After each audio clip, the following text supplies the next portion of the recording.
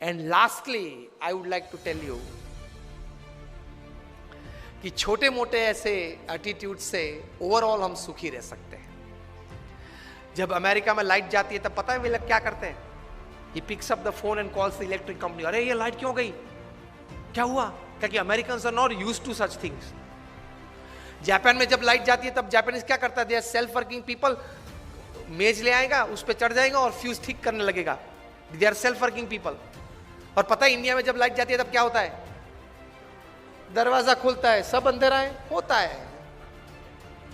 सबके अंधेरा, सबके घर में अंधेरा हो गया ना, हमारे घर में भी होता है। बैठ जाओ, और बाहर बैठ जाता है गप्पे सप्पे मारने के लिए।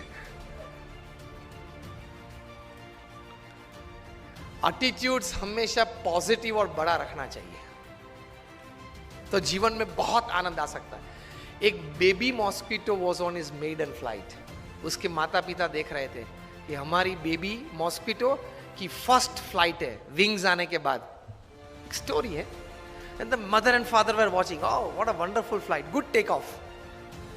पूरे रूम में घूम के वो बेबी मॉस्किटो वापस आया माता पिता के पास, और उसकी माता ने बहुत इंक्विजिटिवनेस से पूछा, how was your maiden flight, पहली फ्लाइट कैसे थी? तब बेबी मॉस्किटो ने बताया, mom it was great. Mom ने पूछा कैसे? Mom mom everybody were clapping for me. मेरे लिए सब ताली बजा रहे थे। पता चला क्या था? सब एक्चुअली क्या कर रहे थे? उसको मारने का प्रयत्न कर रहे थे। और उसने क्या एटीट्यूड रखा? मेरे लिए तालियां बजा रहे थे। जब मारने के लिए भी प्रयत्न हो तब भी मेरे लिए तालियां है। This is the greatest attitude in life. And they remain happy.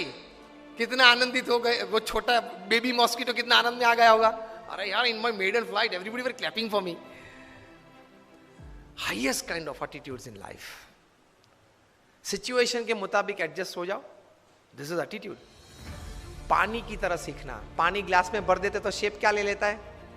Glass का। बकेट में भर दो तो शेप क्या ले लेता है? बकेट का। सिचुएशंस के मुताबिक सेट हो जाओ। Adjustment is life, compromise is life. Adjustment and compromise is the attitude of life. सब मेरे हिसाब से ही चलना चाहिए। मुझे आपको प्रश्न पूछना है कि आपके घर में सब आपके हिसाब से चलता है? बिपिन राम जी, घर के चार दीवार के अंदर, ऑफिस में तो कुछ भी चलता होगा, वहां तो बहुत कम चलता होगा। सब अपने हिसाब से नहीं चलता है। If you don't remember other things in the talk, remember only this much, adjustment and compromise should be the attitude of life. आप भी कुछ हैं, हम भी कुछ हैं, लेकिन कोई कॉमन मिनिमम प्रोग्राम CMP कैसे बना के मैं भी थोड़ा अपना रखूं और थोड़ा छोड़ दूं, आप भी अपना थोड़ा रखें और थोड़ा छोड़ दें, ताकि हम कॉमन प्लेटफॉर्म पे आ जाए और काम करें और थोड़ा नतीजा लेके आए। That should be the attitude in life. नहीं, अगर मेरे विचार में आपको सम्मिलित होना है तो ही दूसरी बार मीटिंग में आप आना। This is not the way you work. This is not how great people have work. और अंतिम में डेढ़ बजने में 5 मिनट बाकी है। मुझे 1:30 बजे तक की बात करने की बात हुई थी। Last 5 minutes I would like to talk you about the attitude towards God.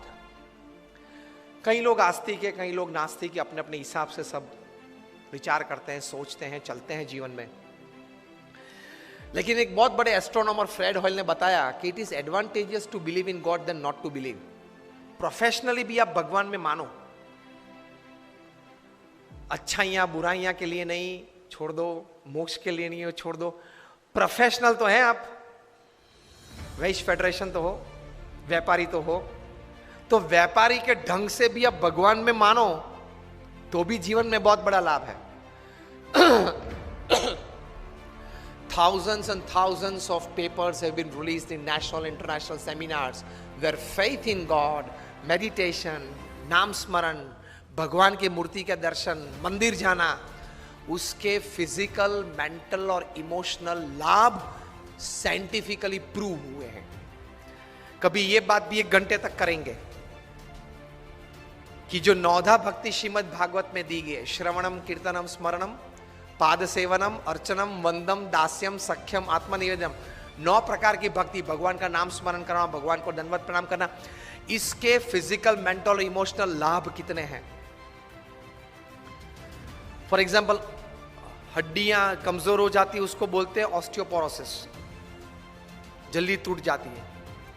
अभी रिसर्च 1 महीने पहले हार्वर्ड यूनिवर्सिटी ऑफ पेंसिल्वेनिया में हुआ कि जो भारतीय शास्त्र में मंदिर में जाने के बाद मंदिर की मूर्ति को जो साष्टांग दंडवत प्रणाम करते हैं, अगर वो साष्टांग दंडवत प्रणाम 11 से 15 अगर रोज करे तो वो व्यक्ति को कभी ऑस्टियोपोरोसिस नहीं हो सकता।